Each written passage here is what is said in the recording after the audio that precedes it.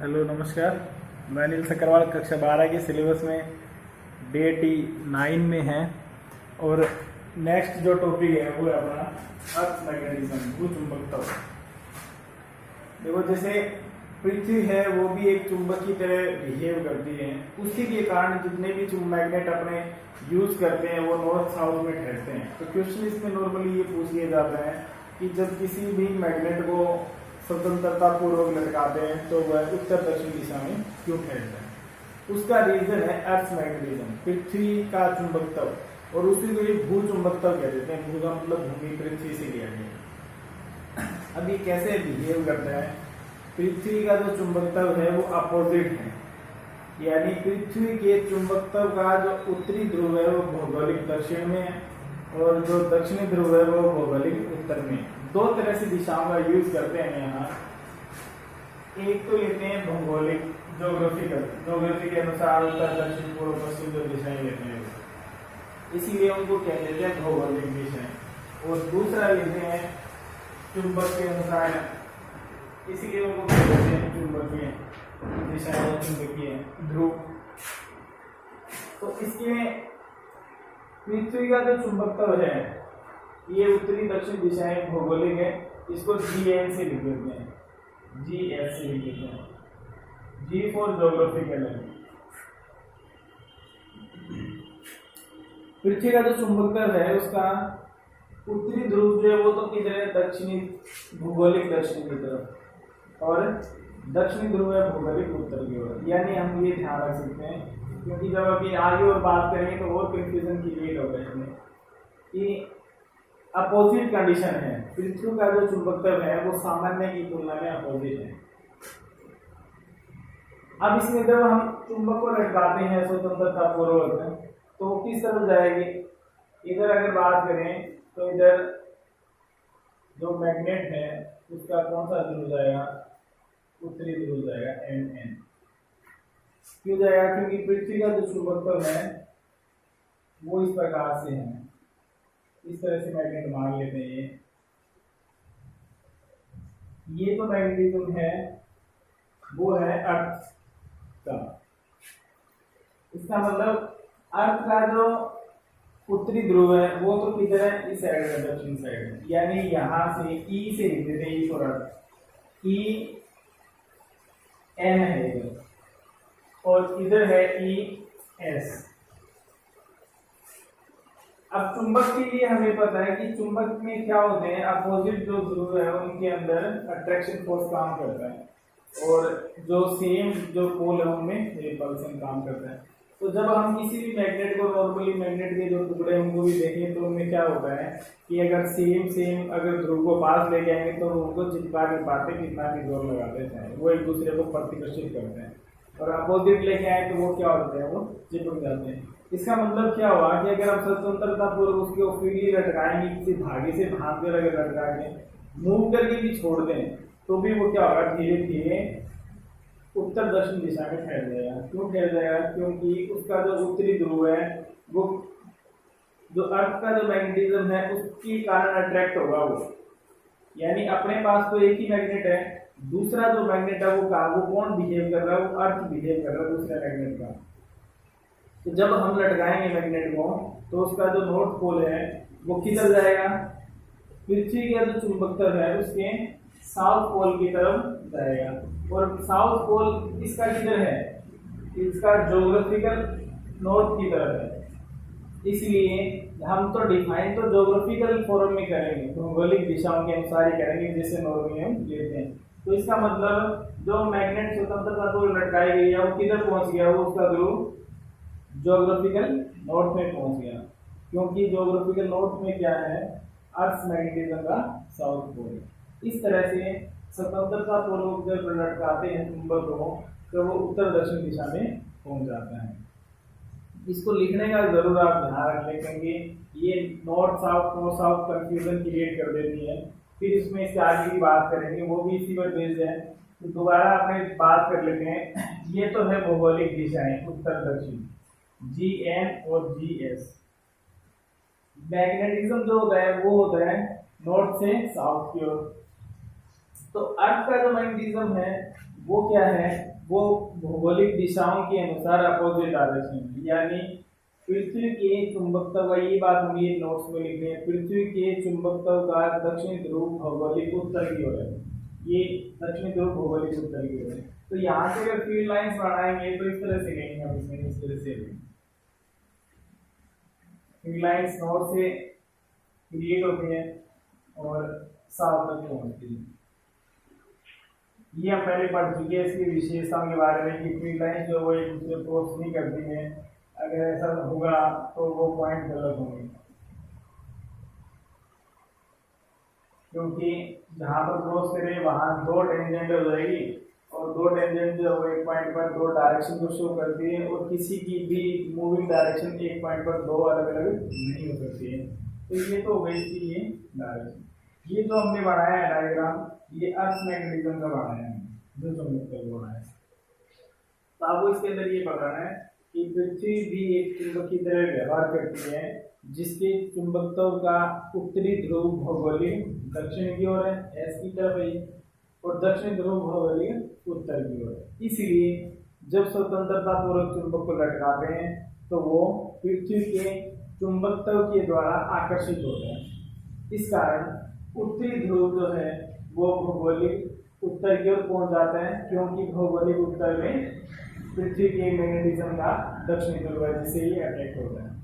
दूसरी बात, चुंबक का दक्षिणी ध्रुव भौगोलिक दक्षिण में पहुंच जाता है, क्योंकि इधर पृथ्वी के चुंबकत्व का उत्तरी ध्रुव है, अपोजिट ध्रुव की तरफ आकर्षित होता है। एक बात और इसके अंदर हमने, ये तो गई इसके ध्रुवों की बात और चुंबकत्व की बात और फील्ड लाइंस की, एक और हमने जो ये मैग्नेट बनाया है इसमें एन और एस, ये एन है इसका उत्तरी ध्रुव और ये एस है। ये जो बनाया ये हमने कुछ एंगल पे रिप्लेस करके इनको बनाया गया है। ये बिल्कुल ऐसे नहीं, ज्योग्राफिकल नॉर्थ साउथ तो बिल्कुल स्ट्रेट दिख रहे हैं, ये स्ट्रेट नहीं है। इसका मतलब क्या है कि पृथ्वी का जो चुंबकत्व है वो भौगोलिक बिल्कुल एग्जैक्ट सेम डायरेक्शन में नहीं है, थोड़ा सा रिप्लेस है वहां से, थोड़ा सा साइड में है, और वो लगभग 11.3 डिग्री है इसकी वैल्यू, लगभग 11.3 डिग्री। इसीलिए इसको इस तरह से बनाया गया। ये तो हो गई चुंबकत्व की बात। तो कारण क्या है, स्वतंत्रता पूर्वक अगर लगाया जाए तो चुंबक जो है वो उत्तर दक्षिण दिशा में रहता है। अब इसमें आगे की बात करते हैं, दो डेफिनेशंस हम इसमें यूज करेंगे, भौगोलिक याम्योत्तर और चुंबकीय याम्योत्तर। इनके अकॉर्डिंग फिर आगे की परिभाषाएं रहेंगी हमारी इसमें। भौगोलिक याम्योत्तर,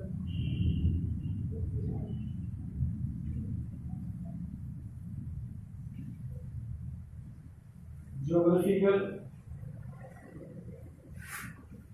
मेरिडियन कहते हैं इसे, और एक होता है मैग्नेटिक मेरिडियन, चुंबकीय याम्योत्तर। याम्योत्तर क्या है, ये तो देखो अक्ष है, इसको अक्ष कह सकते हैं, दोनों ध्रुवों को मिलाने वाली रेखा, जो हम पहले लगभग 5-6 बार यूज कर चुके हैं। इस अक्ष के लंबवत जो तल बढ़ेगा, जैसे ये अक्ष है तो इसके लंबवत तल, ये पूरा ये तल बढ़ जाएगा इधर, ये जो तल है वो क्या कहलाएगा, इससे जो अक्ष से बढ़ेगा वो तल कहलाएगा भौगोलिक याम्योत्तर। तो आप ये कह सकते हैं भौगोलिक उत्तर दक्षिण दिशाओं को मिलाने वाली अक्ष के लंबवत गुजरने वाला तल भौगोलिक याम्योत्तर कहलाता है। इसी तरह से दूसरी डेफिनेशन हो गई हमारे पास चुंबकीय याम्योत्तर। ये हो गया चुंबकीय भाग, इसका चुंबकीय क्षेत्र का भाग, मैग्नेट का पार्ट। तो चुंबकीय जो एन और एस ध्रुव है, इनको मिलाने वाली जो अक्ष है, रेखा है, वो अक्ष हो गई इसकी। तो चुंबकीय अक्ष के इसके जो लंबवत तल गुजरेगा वो क्या कहलाएगा, चुंबकीय याम्योत्तर। तो इसकी डेफिनेशन, भौगोलिक उत्तर दक्षिण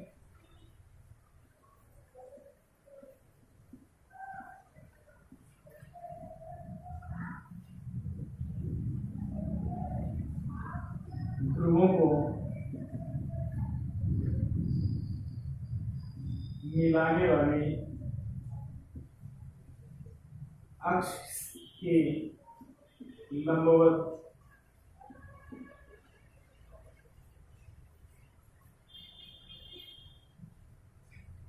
गुजरने वाला तल भौगोलिक आम्लता कहलाता है।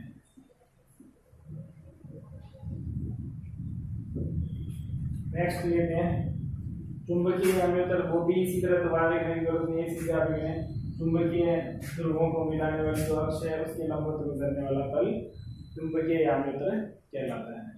अब इसमें नेक्स्ट बात करते हैं भूचुंबकत्व के अवयव, और इसमें से सबसे इम्पोर्टेंट टॉपिक अभी यहीं से शुरू हो रहा है, तो ये सबसे इम्पोर्टेंट टॉपिक है इसमें, जिसमें से शॉर्ट क्वेश्चन जो है लगभग पूछ लिया जाता है हर साल ही, भूचुंबकत्व के अवयव। इसमें दो तो डेफिनेशन पढ़ेंगे हम, और न्यूमेरिकल पोर्शन इसका सबसे इम्पोर्टेंट है, 1 नंबर में आ जाता है वरना 2 में आ जाता है, इससे ज़्यादा में नहीं आता है। भूचुंबकत्व अवयव, एलिमेंट्स ऑफ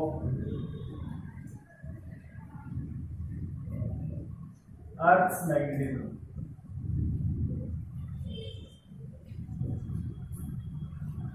भूचुंबकत्व के अवयव क्या है? किसी भी स्थान पर पृथ्वी के चुंबकीय क्षेत्र की व्याख्या करने के लिए कुछ राशियों का प्रयोग किया जाता है, उन्हें भूचुंबकत्व के अवयव कहते हैं, एलिमेंट्स ऑफ अर्थ मैग्नेटिज्म, जिनके द्वारा चुंबकत्व की पूरी व्याख्या की जा सकती है कि वहां पर उसकी वैल्यू कितनी है, उसकी डायरेक्शन क्या है, सब चीज़ों के बारे में बताया जा सके। तो अवयव क्या कहलाते हैं? किसी भी स्थान पर पृथ्वी के चुंबकत्व की पूर्ण जानकारी के लिए जिन राशियों की जरूरत रहती है उन्हें भूचुंबकत्व के अवयव कहते हैं। मुख्य 3 है ये क्वेश्चन भी आ चुके हैं, इंपॉर्टेंट पार्ट है, केवल नाम भी पूछे जा चुके हैं बोर्ड एग्जाम में कि भूचुंबकत्व के अवयव कौन से हैं, नाम लिखिए, तो आपको नाम ध्यान रखना है, फिर उसके बाद उनकी डेफिनेशन ज़्यादा लिख जाती है। सबसे पहले लेते हैं इसमें दिक्पात कोण,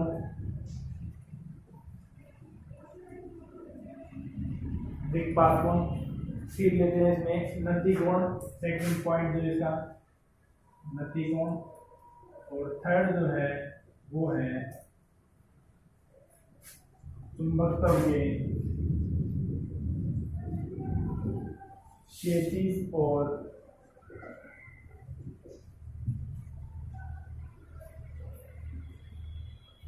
ऊर्ध्वाधर घटक।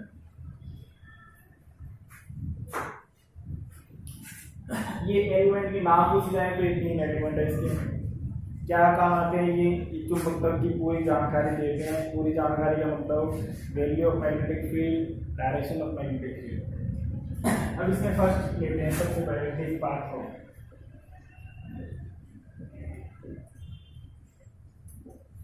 इसके लिए हमने पहले एक डेफिनेशन ली है, तो भौगोलिक आम्लता और चुंबकीय आम्लता, इन दोनों के बीच बनने वाला कोण क्या कहलाता है? दिक्पात कोण कहलाता है। बस इतनी सी डेफिनेशन है, तो अब इसे शुरू में लिखेंगे भौगोलिक आम्लता एवं चुंबकीय आम्लता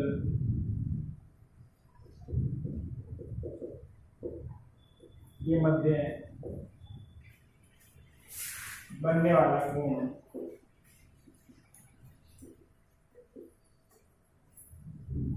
दिक्पात कोण कहलाता है।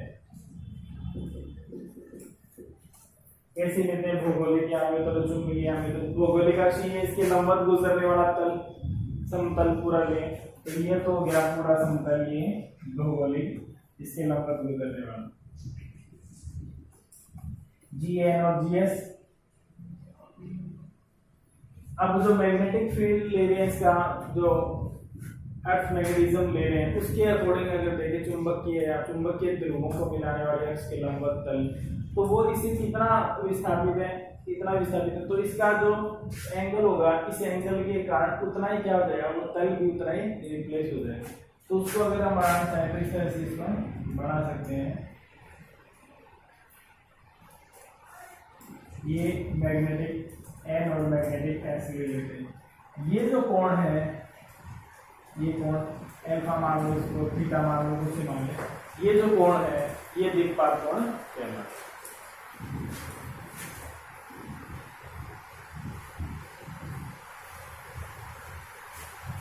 ये तो आगे एक परिभाषा दिक्पात कोण की, ये परिभाषा आई हुई है 2015 के एग्जाम में आई है, और 2015 में 1 नंबर में पूछी जाती है।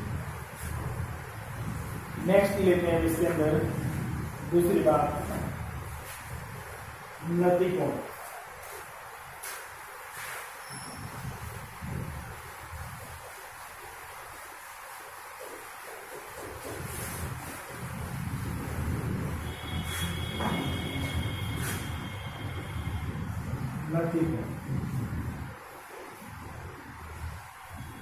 नति कोण क्या है? किसी भी बिंदु पर पृथ्वी का चुंबकत्व का परिणामी मान होगा और उसका क्षैतिज घटक होगा। उन दोनों के मध्य जो कोण बनता है उसको नति कोण कहते हैं। अब ये डिपेंड करेगा उस बिंदु पर जहाँ पर हम चुंबकीय क्षेत्र ज्ञात कर रहे हैं, तो उसी के अकॉर्डिंग डायरेक्शन होगी।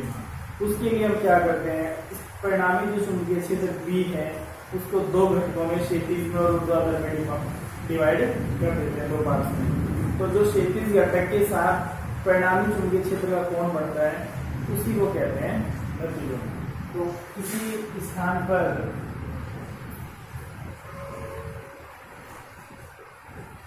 पृथ्वी के परिणामी चुंबकीय क्षेत्र एवं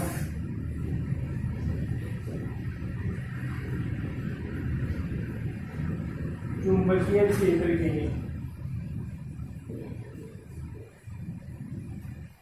क्षैतिज घटक के मध्य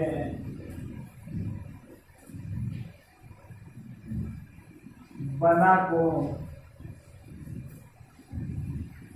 नति कोण कहलाता है।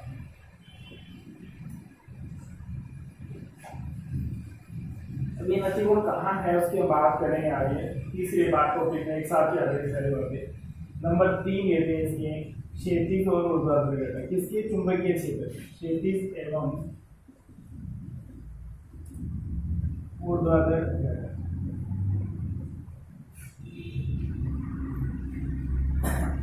अब कोई भी पॉइंट अगर ले हम, तो जैसे कि मान लें ये है इसका परिणामी चुंबकीय क्षेत्र P, इसी बिंदु पर, बिंदु P पर, तो इसका क्षैतिज अक्ष के साथ जो बना हुआ कोण है वो थीटा है। इसको दो भागों में डिवाइड कर देते हैं, ऊर्ध्वाधर में और क्षैतिज में। ये जिस अक्ष के साथ कोण बन रहा है वो क्षैतिज अक्ष है, इसको बी एच से लिखते हैं, एच फॉर हॉरिजॉन्टल। और ये परपेंडिकुलर एक्सिस है, इसको वर्टिकल कहते हैं, तो इसको बी बी से लिखते हैं।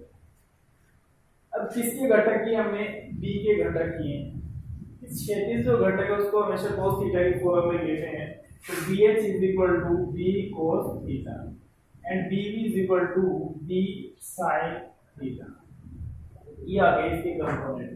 अब यहीं से दिखाई दे रहा है कि पृथ्वी के परिणामी चुंबकीय क्षेत्र B और इसके क्षैतिज घटक BH, इसके मध्य जो कोण बन रहा है थीटा, वो क्या कहलाता है? नति कोण। तो ये नति कोण है।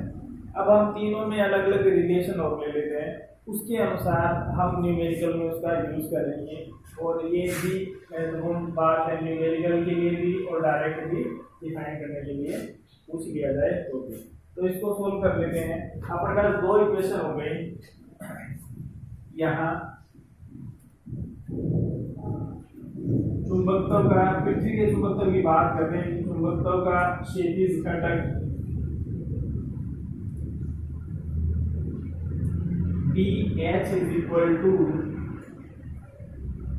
B cos theta. इक्वेशन देखो, ये इक्वेशन अलग से भी काम आएगी, यदि हम न्यूमेरिकल्स में बात करें कैसे काम आएगी। और दूसरी बात, चुंबकत्व का ऊर्ध्वाधर घटक अगर लें तो BB is equal to क्या हो गया? B sin theta. अब देखो, अगर आपको चुंबकीय क्षेत्र का क्षैतिज घटक दे रखा है और नति कोण दे रखा है, एंगल ऑफ फ्रीज कहते हैं, नति कोण दे रखा है, और आपको परिणामी चुंबकीय क्षेत्र ज्ञात करना है, तो इक्वेशन फर्स्ट काम आए। देखो, किसी भी इक्वेशन जो है, समीकरण जो, उससे एक वैल्यू हम बता सकते हैं एक समीकरण से, तो इसका मतलब बाकी जितनी है वो सारी वैल्यू अपने पास वहां होनी चाहिए। तो इसके अंदर तीन वैल्यूज हैं, BH, B एंड थीटा। तीन में से दो वैल्यू आपको दे दी जाएगी। एंगल दे दिया, हॉरिजॉन्टल कंपोनेंट दे दिया, तो आप इसमें complete value, total magnetic field value बता सकते हैं। अगर आपको total value they the magnetic field की और नति कोण दे दिया, थीटा दे दिया, तो आप वहाँ horizontal component of magnetic field ये बता सकते हैं। दूसरी बात, वही बात इसमें वर्टिकल में अप्लाई हो जाती है। अगर आपको थीटा दे दिया और बी दे दिया तो आप इसमें बी का मान याद कर सकते हो साइन थीटा के ऊपर। अगर आपको थीटा दे दिया और ऊर्ध्वाधर घटक दे दिया, टोटल मैग्नेटिक फील्ड पूछ लिया, तो भी वो बता सकते हैं साइन थीटा इतना की डिवाइड। अब अगर आपको इनमें से एक वैल्यू और नहीं दी जाए तो क्या करें?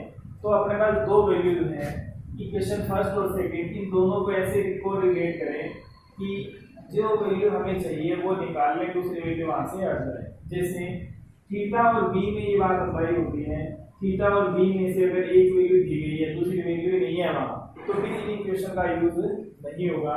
उसके लिए समीकरण 1 और 2 से अगर बी का मान हमें ज्ञात करना है तो देखें कि इन दोनों का स्क्वायर करके अगर जोड़ दें तो B square cos square theta आएगा या B square sine square theta आएगा।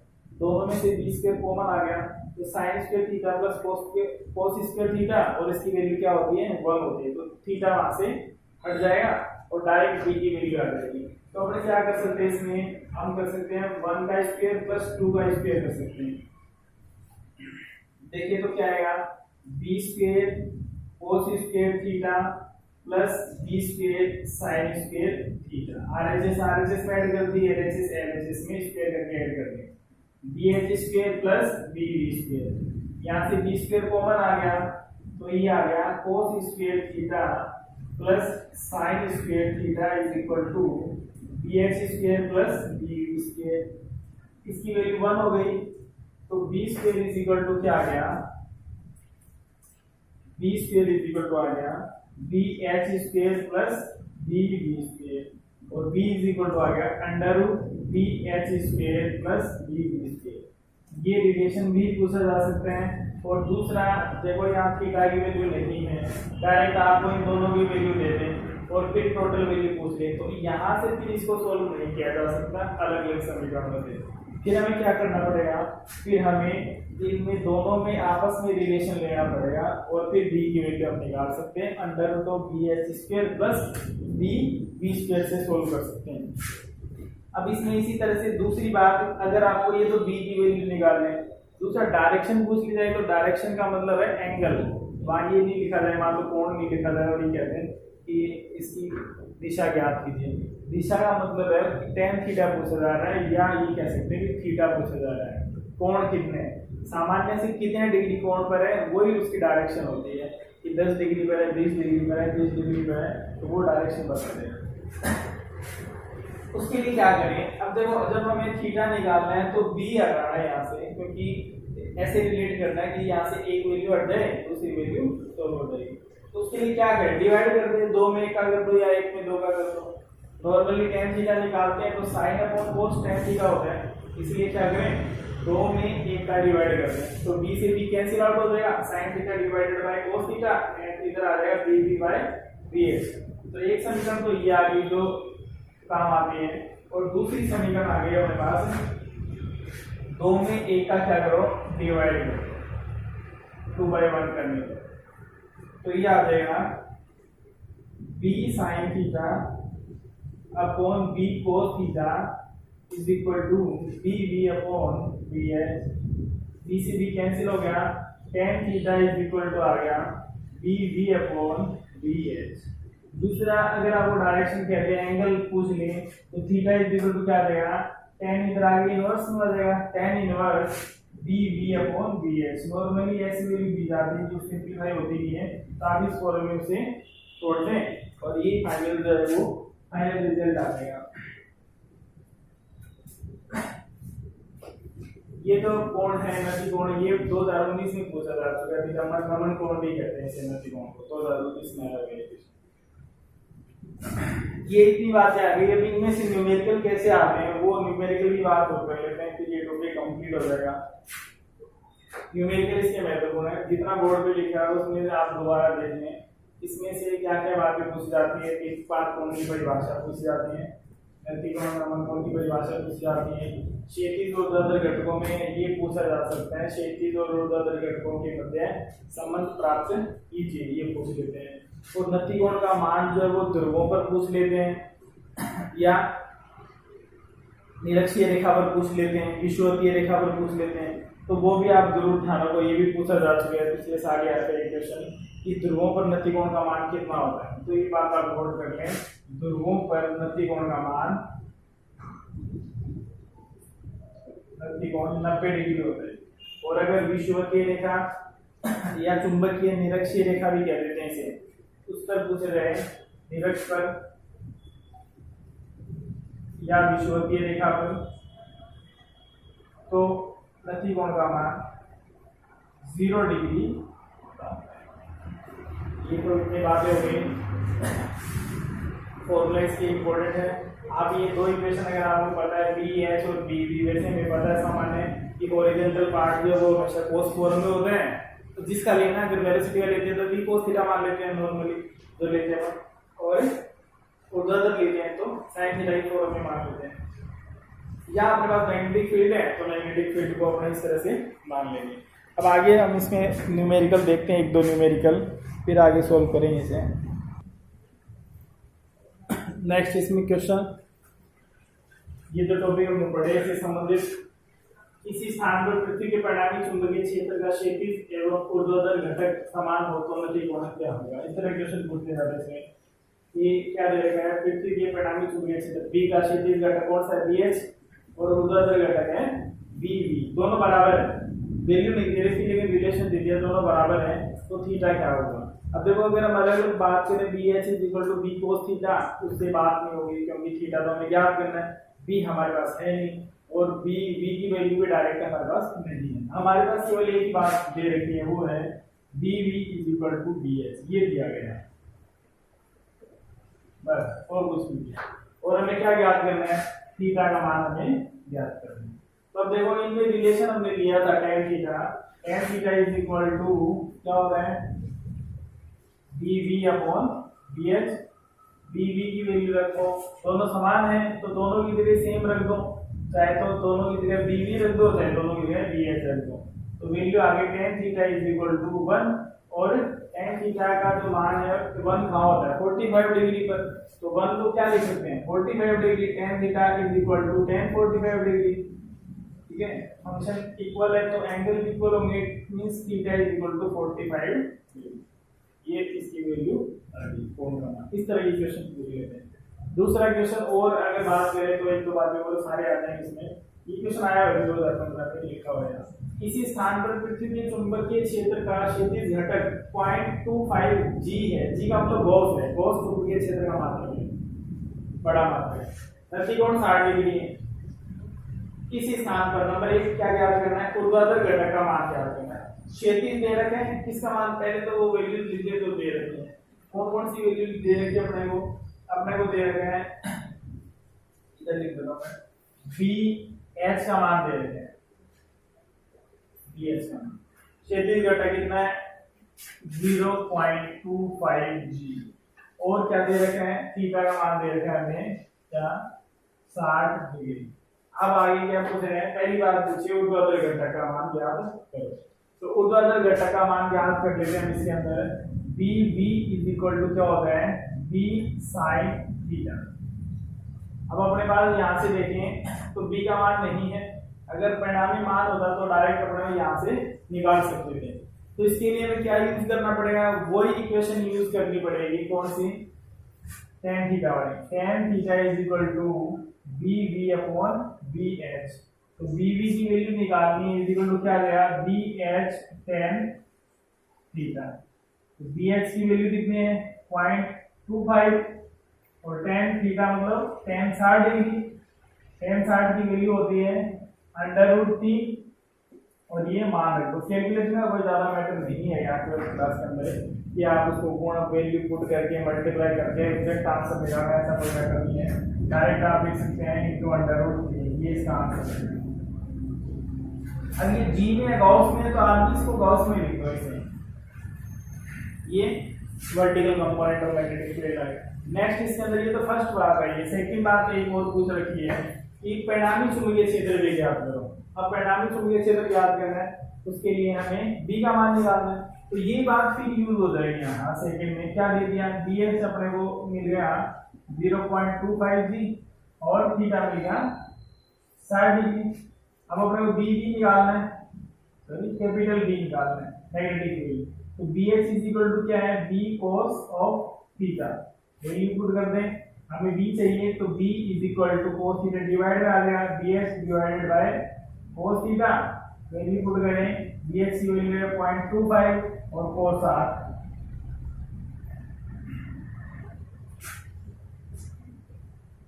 का मान रखते हैं। cos 8 की वैल्यू होती है जो sin 30 का होता है 1/2। वैल्यू पुट कर दो, ये b is equal to 0.25 divided by 1/2, 2 से मल्टीप्लाई हो जाएगा तो b is equal to 0.50। Gauss में दे रखा है तो गाउस में ही चेंज करो। उसको टेस्ला में हम कर सकते हैं, चुंबकीय क्षेत्र का बड़ा मात्रक है ये। इसके बाद चार्ज जो वो माइनस चार्ज जो है वो टेस्ला से फॉर्म में आ सकता है अगर मल्टीप्लाई करते हैं, लेकिन यहाँ चेंज करने की आवश्यकता नहीं है। जिस फॉर्म में दिया गया उसी फॉर्म में आगे से पुट कर सकते हैं। इसी तरह के न्यूमेरिकल जो पूछे जाते हैं इसमें सारी बातें आ गई हैं। अगर आपको इन दोनों में रिलेशन tan थीटा की फॉर्म में आए तो इस तरह से सोल्व करना है। tan थीटा की फॉर्म में थीटा को दे दिया जाए, या हमने थीटा ज्ञात की है, या थीटा दे दिया जाए तो दोनों में से एक कंपोनेंट और दे दिया जाएगा, दूसरा पूछ लेंगे। तीसरी बात, अगर आपको हॉरिजॉन्टल या वर्टिकल कंपोनेंट पूछा गया है तो जो पूछा गया है वो आप उसमें ज्ञात कर सकते हैं। अब इसमें परिणामी पूछा गया है तो परिणामी हम देखो दोनों में ही आता है। एक बात और ध्यान रखें, BH में भी क्या आता है, B cos थीटा, और BV में भी क्या आता है, B sin थीटा। लेकिन फॉर्मूला कौन सा लगेगा, अगर आपको हॉरिजॉन्टल कंपोनेंट दे रखे हैं क्षैतिज घटक, तब तो cos थीटा वाली फॉर्म आप यूज करोगे, जैसे हमें ये दे रखे हैं यहाँ क्षैतिज घटक, इसलिए हमने cos यूज किया। अगर ये हमें ऊर्ध्वाधर घटक का मान दिया होता है तो हमें sin वाले फॉर्म यूज करनी पड़ती। तो ये कंप्लीट हो गया है टॉपिक, बाकी बातें नेक्स्ट क्लास में करेंगे। तब तक आप इसे रिवाइज करें और थोड़ा प्रैक्टिस जरूर करें। Thank you.